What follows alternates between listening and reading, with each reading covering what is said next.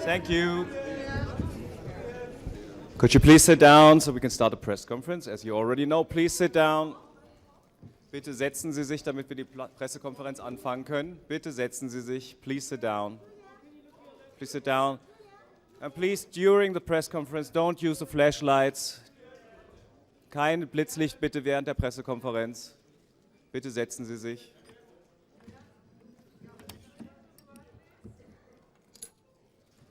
You already have? Okay. Ask me for more if you need. So, welcome this morning, screening in competition on the 50th International Film Festival in Berlin, Magnolia, and have a welcome the producer, JoAnne Sellar.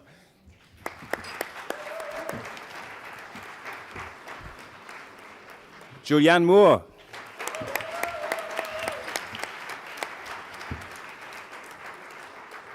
And the director, Paul Thomas Anderson.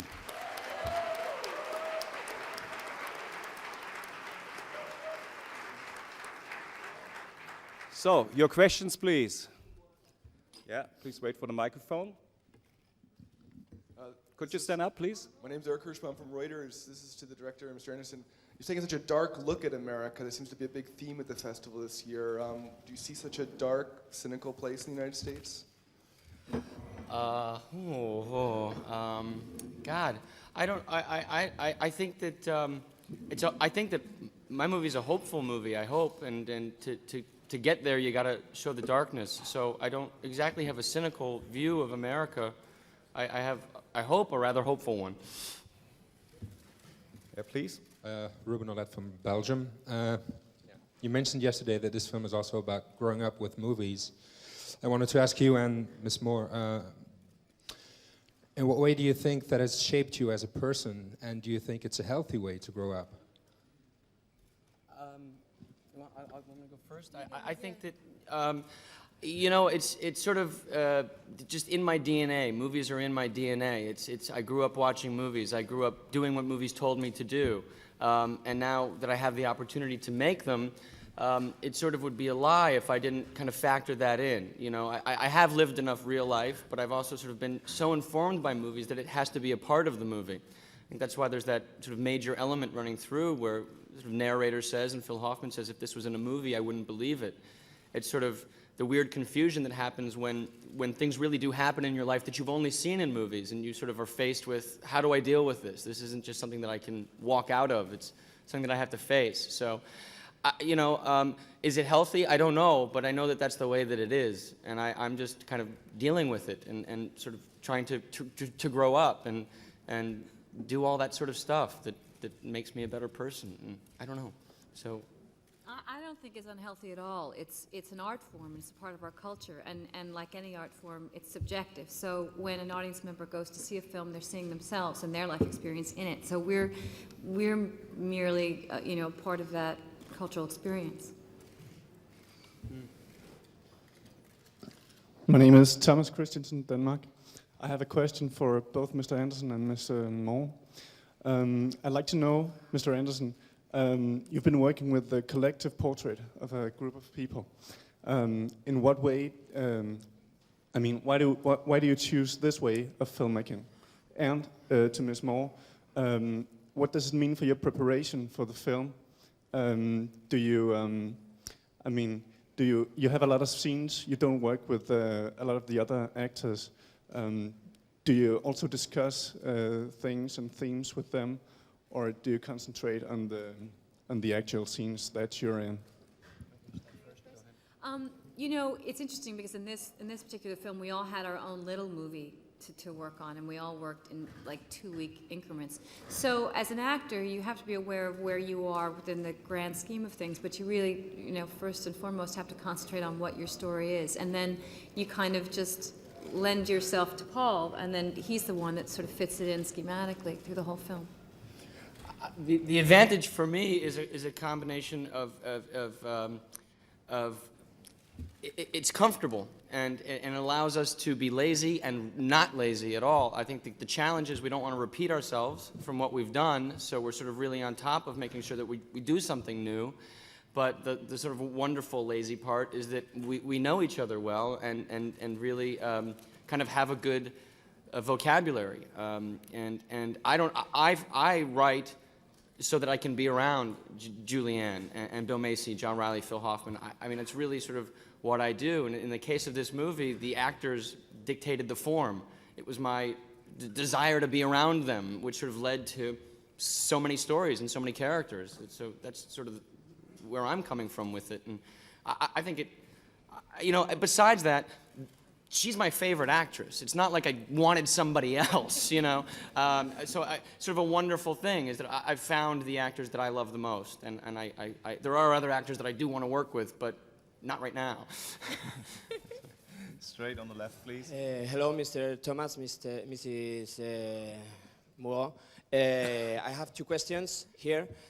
What moves a star like Tom Cruise to perform a secondary role? I have three questions, three answers. A, money, B, money, C, both. So, well, this is a movie that he did for no money. So it was a bargain basement discount, you know, from the Tom Cruise. And, you know, I think anybody's happy to get Tom Cruise in his movie, but they're really happy when he doesn't get paid $1 trillion. So I think the motivation for Tom doing the movie was the part of the script. He called me because he was a fan of Boogie Nights, and when I saw Eyes Wide Shut, I realized really what probably appealed to him. He had 2 years doing that movie. He was such a repressed character, and you know, he had to hold so much in that this part is 180 degrees opposite. So I think that he was really anxious to do something different. Mrs. Julianne Moore, I don't know if you know today is the Valentine's Day, you know? Oh, yeah. Yeah? I have a present for you because you're so nice. I would like to give you, you know. I don't know if it's Italian. That's so nice. I don't know if it's the first present for you. It is. It's my first It is? Valentine's Day. Okay. Yeah. Oh, that's great.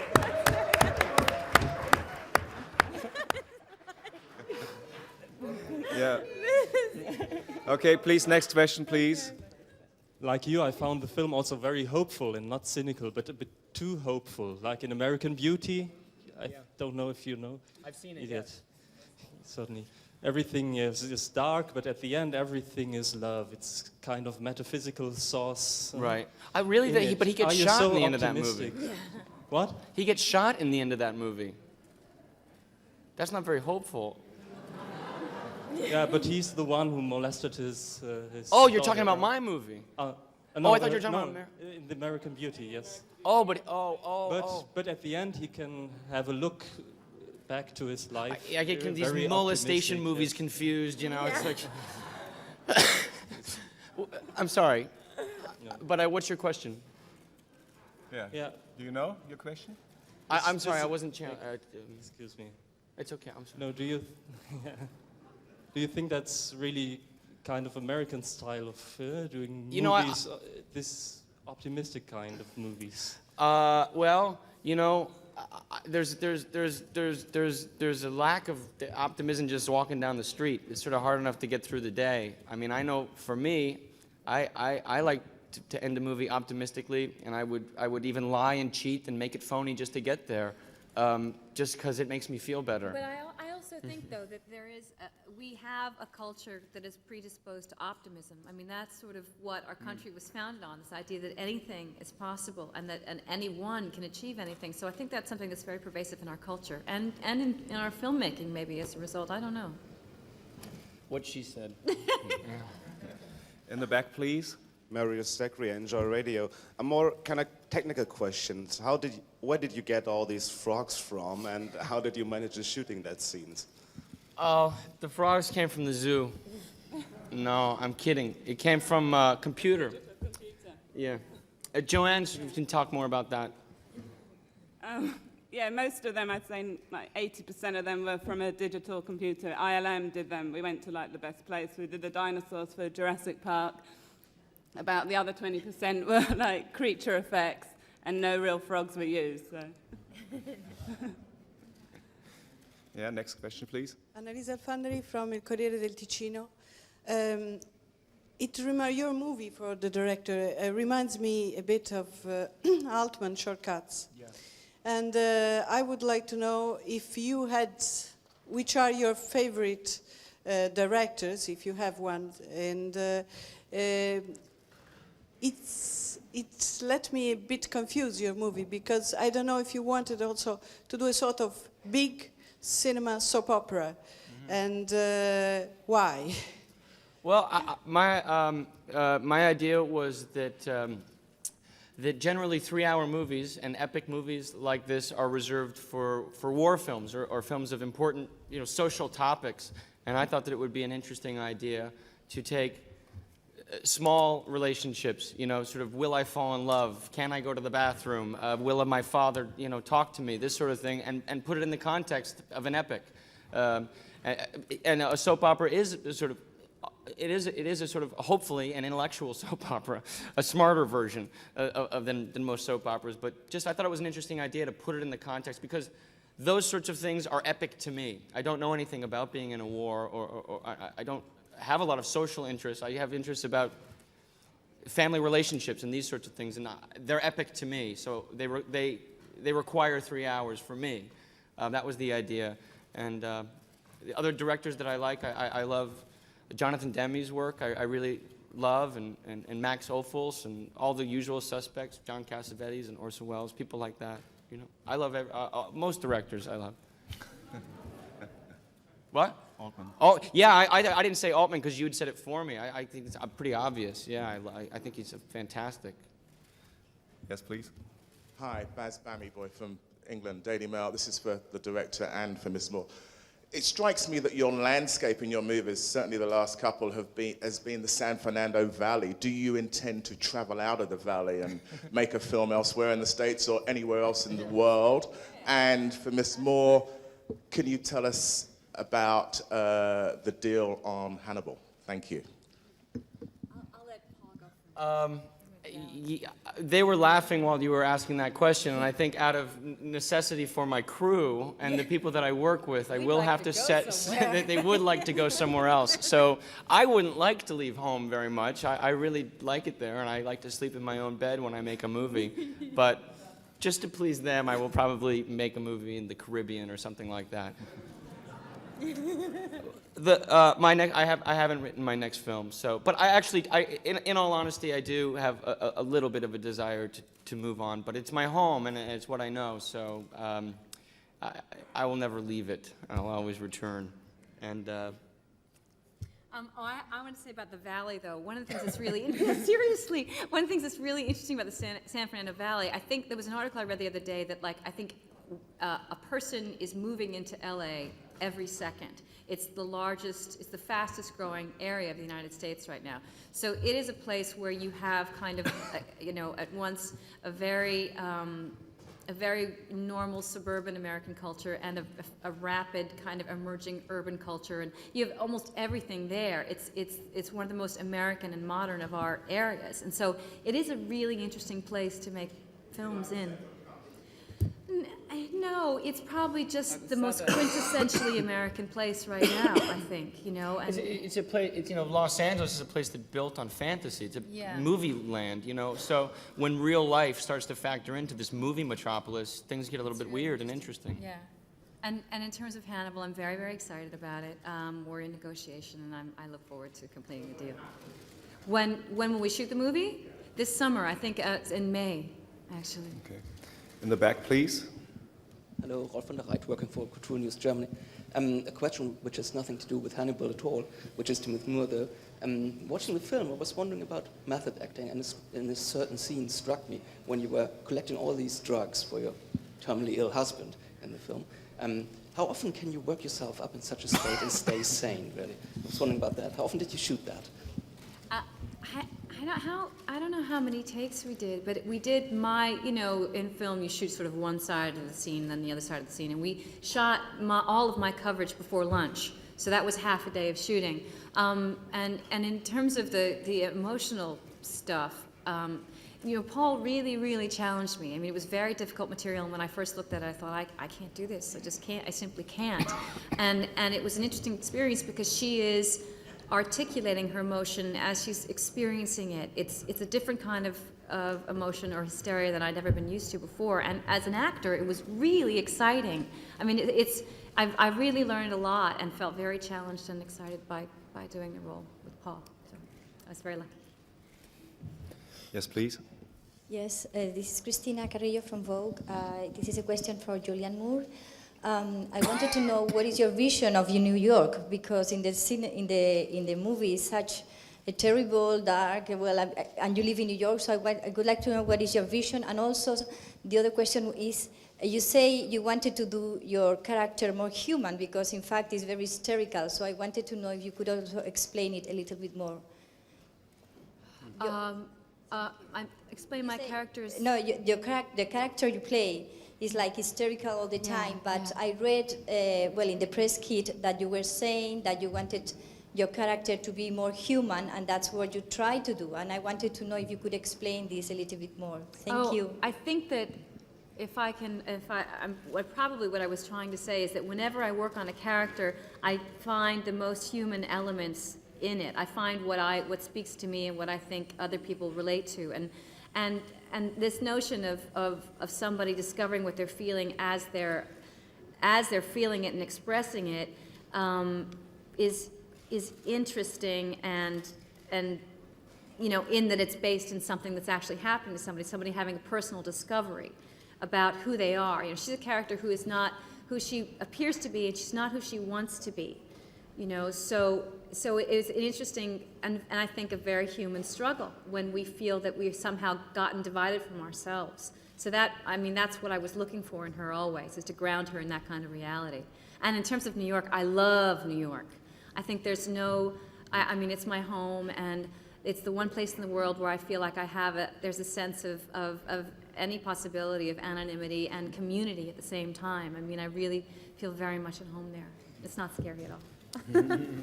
Yes, question in the back, please. Hello, I'd like to ask Ms. Moore what you think about female parts in Hollywood film in general and your own parts, because I could be a bit sad when I look at the American women in the movies.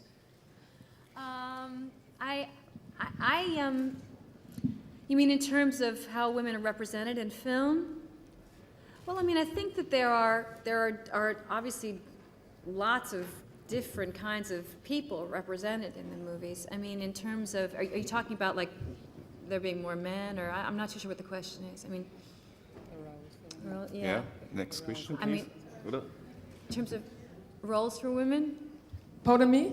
You mean in terms of roles for women? I mean, what's available yes, for us? the roles of women and the roles that you have had in the 90s. I mean, if you look at this film and other parts, yes. I think I've been very, very lucky in terms of the roles that I've had, because they've been pretty interesting and fairly diverse, and I've worked with some brilliant directors, so I feel like I'm very lucky. In terms of good roles for women and good roles for men are very hard to come by, because obviously if the film business is based on economics, and some people aren't interested in making movies generally about people and ideas. It's usually about something that's exploding. It's going to make a lot of money. So it's very difficult to find good roles for anybody, but I think that they're out there. I really do. Thank you. Because Cassavetes said that the American society was made to make women crazy. Who said that? Cassavetes. Cassavetes. Really? That's funny. That's good. Hi, this is a question to the director. Maybe I missed something during the movie, which I liked very much, by the way. Why is it that frogs are falling down from the sky? This actually is never proven. It's just one of those crazy coincidences you talked about in the beginning of the movie. Was this just some nice idea of saying, hey, let's do something really creepy and freaky? Or what does it prove? What does it do? Or is it just some fancy idea? Because I didn't get it somehow. Yeah, I was just trying to be cool. We wanted it to be cats and dogs, but we couldn't afford it, so... In the back, please. Hi, I'm Antonio Moreno from the Public Spanish Television. First of all, congratulations for your powerful movie. And I'd like to know something more about the making of the soundtrack. and your relationship with truly gifted musicians as Amy Mann, Michael Penn, and John Bryan. Yeah, that's a great question, and I can talk forever about it because the music really came first in the case of this movie. After Boogie Nights, I wasn't sure what I wanted to write. I had a lot of ideas in my head, and Amy Mann had some music. She's a close friend of mine, and what I set out to do was adapt her music into a movie, like you would adapt a novel or a play. So that was a sort of starting point for me. And the music really dictated the movie. Not just the themes of the movie, but really the structure of the movie. And John Bryan is a composer who produced all of those songs, as well as all of the music in all of my movies. And he did a wonderful job creating basically 2 full symphonies of music for this movie. It's really sort of a remarkable job. Quite an undertaking, and you know, the wonderful thing is that I'm very close with him, so it's not sort of really an after-the-fact situation in creating the music. Usually, music is sort of placed in after the fact. I sort of knew the rhythms and tempos that I was going to be working in when I was shooting the movie, so we would just sort of shoot it very specifically to that. The camera moves were designed around the music, and I don't know. I think I'm a frustrated musician. I don't know how to play music, but I know what I like, and it generally dictates the movies that I make. Thank you for your question. For Mr. Anderson, no offense to Altman, but I actually think your movie is better because it has much more warmth. But, well, you don't have to comment on that. But I would like to ask you about the title, Magnolia, without destroying too much of the poetry of the title, if you could explain it a little. And then about the frogs, I hope I'm not mistaken in seeing them as sort of a biblical cataclysm, like the plagues that struck Egypt. I think it works tremendously well, but I would like to know if you've been a bit scared, whether it would be too much or whether it wouldn't work, and relieved when it did work. Well, if I was scared, I don't think I would have made a 3-hour movie that rained frogs. I think, fortunately, I had blind, fearless energy going into the movie, and I get nervous to talk about the frogs or the title because of what you said and any sort of poetry that you might have responded to in it. And making sure that you don't hate me in the morning for violating anything that you might think. And I generally don't like it when directors do that, but I feel okay about it because I feel like I have said enough in the rest of the movie. So if you really want to know, we can talk afterwards. I don't know. In the middle here, please. Question to the director. Your film brings up deep emotions like loss, grief, hate, anger. Did you go to some of these emotions, because I ask this because you are 30 years old, as far as I know. Did you experience some of these emotions, because this film is very deep and some very private emotions? Well, I'm 29. I have to stay in my 20s.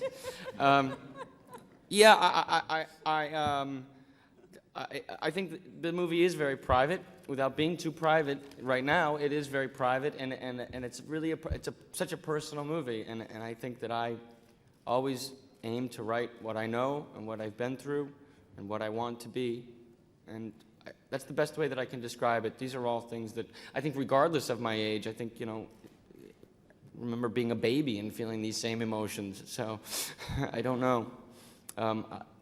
Thank you for your compliment, and I don't know, but I don't think that I'm as tortured as the movie might present me to be. Straight on the right, please. Mr. Anderson, I'd like to ask again something about the rhythm and the music of the film. In the first half, there's a very high-paced rhythm and lots of music, and then in the second half, there's some bit of a breakdown. Weren't you afraid to somehow lose the audience there? Yeah, I was completely scared of that, and it was a gamble, you know, that I took, thinking that I don't think that you can make a 3-hour movie without the use of music, a major use of music. I don't think, no matter how fascinating the characters are or anything else, it's a long ride, and it has to be propelled, and the propeller is the music in this case. And it was a risk to sort of propel the movie along and let it fall off a cliff. And hopefully what it is a very calm, quiet time before the storm happens, literally before the storm happens. And it is a risky thing when you're 2 hours and 15 minutes, 2.5 hours into a movie, to suddenly slow it down and have these long sort of quiet scenes with no music at all happening. But the goal is that if you do that and if you stick with the movie and it is that quiet, that when it gets loud again and when the frog hits, hopefully it will be that much more enjoyable and you can get that much more enjoyment out of that first frog splat, you know? Hopefully that's just sort of like a rhythmic thing, you know? It's sort of just a bridge in the movie, you know, that can sort of launch you into the last chorus. That's the best way that I can describe it. It's a tricky thing, and I hope that I pulled it off. Thanks for your question.